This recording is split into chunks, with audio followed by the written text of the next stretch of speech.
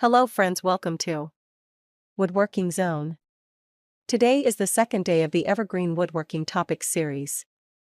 Today, we're diving into the essentials, the tools every woodworker should have in their arsenal. Whether you're a beginner or a seasoned pro, having the right tools can make all the difference in your projects.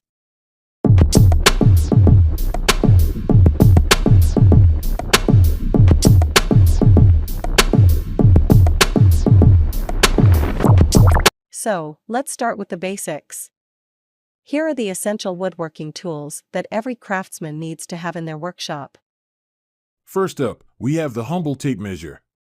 Precision is key in woodworking, and a reliable tape measure is your best friend for accurate measurements. Next, we have the combination square.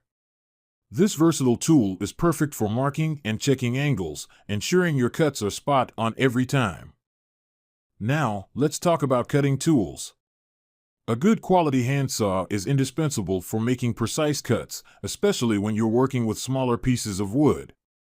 Moving on to power tools, a power drill is a must-have for any woodworking project.